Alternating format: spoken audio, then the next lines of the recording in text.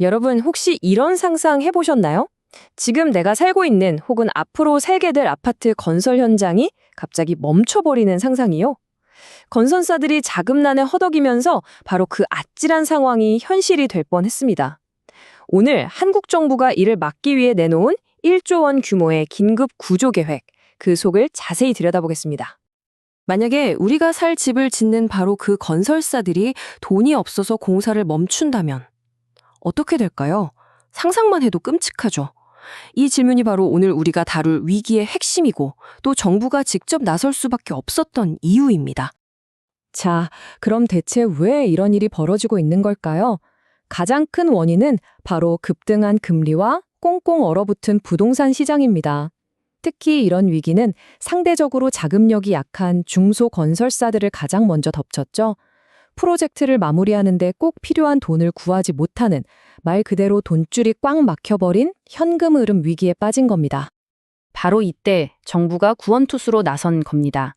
추가 경정 예산까지 투입해서 건설사들을 위한 금융 구조 작전을 시작한 건데요.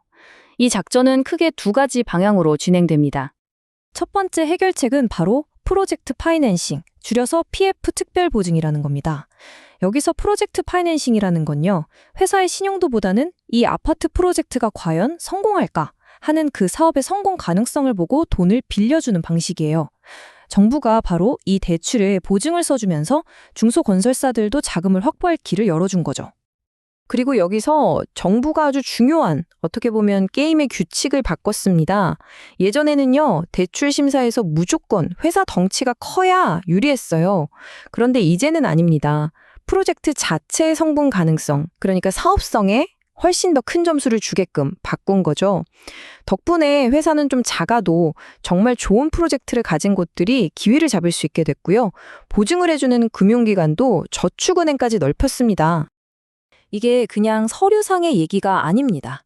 실제 현장에서 어떤 변화가 있었는지 한번 볼까요? 이 정책 덕분에 전북의 한 건설사는 자칫하면 중단될 뻔했던 무려 1,400억 원 규모의 프로젝트를 계속 이어갈 수 있게 됐습니다. 정말 정책 하나가 한 기업의 운명을 또 수많은 사람들의 보금자리를 지켜낸 순간이었죠. 자, 그럼 이제 두 번째 해결책으로 넘어가 볼게요. 이 방안은요, 집은 거의 다 지었는데 이게 팔리지가 않는 거예요. 그래서 마지막 공사비를 치르지 못하는 그런 안타까운 건설사들을 위한 일종의 안정망입니다. 이름이 좀 어렵죠. 안심환매라고 불리는데요. 아주 쉽게 말해서 정부가 팔리지 않은 집을 담보로 딱 잡고 건설사에게 엄청나게 낮은 이자로 마지막 공사비를 빌려주는 거예요. 덕분에 건설사는 협력업체에 돈도 제때 주고 무사히 건물을 완공할 수 있게 되는 거죠. 그리고 여기서 중요한 게 또 있습니다. 돈이 정말 급한 회사들이잖아요. 그래서 최대한 빨리 지원을 받을 수 있도록 신청 절차도 확 바꿨어요. 마감일을 아예 없애버리고 혹시 공사가 좀 덜 진행됐더라도 조건부로 신청할 수 있게 문턱을 확 낮춘 겁니다. 이것도 실제 사례를 보면 확 와닿으실 텐데요. 부산의 한 현장 이야기입니다. 공사가 무려 90%나 끝났는데 분양이 안 돼서 정말 큰일 날 뻔했어요. 하지만 바로 이 안심 환매 프로그램을 통해서 마지막 고비를 넘기고 무사히 준공할 수 있었다고 합니다. 그렇다면 이 정책들이 과연 효과가 있었을까요? 100마디 말보다 숫자로 보여드리는데 확실하겠죠. 시장에 풀린 돈의 규모를 한번 보시죠. 와, 정말 놀랍지 않나요? 제도를 시작한 지 딱 2달 만에 신청된 금액이 무려 8천억 원을 넘어섰습니다. 이건 건설업계가 이 자금을 얼마나 목마르게 기다렸는지 보여주는 아주 확실한 증거라고 할 수 있겠죠. 그리고 정부의 목표는 여기서 그치지 않습니다. 올해가 가기 전까지 약 1조 원의 자금을 시장에 쏟아붓겠다는 거예요. 정말 위기 상황에 대응하는 속도와 규모가 대단하다고 할 수 있습니다. 이게 또 그냥 단기 처방에서 끝나는 게 아닙니다. 정부는 앞으로 몇 년간에 걸쳐서 PF 특별보증에 2조 원, 그리고 안심 환매 사업에 2.4조 원을 더 투입할 계획이에요. 합치면 정말 수조 원에 달하는 어마어마한 돈을 투입해서 장기적으로 시장을 안정시키겠다. 바로 이런 의지인 거죠. 자, 그럼 이 모든 금융 지원이 궁극적으로 우리 주택시장 전체에 어떤 의미를 가질까요? 이제 큰 그림을 한번 그려볼 시간입니다.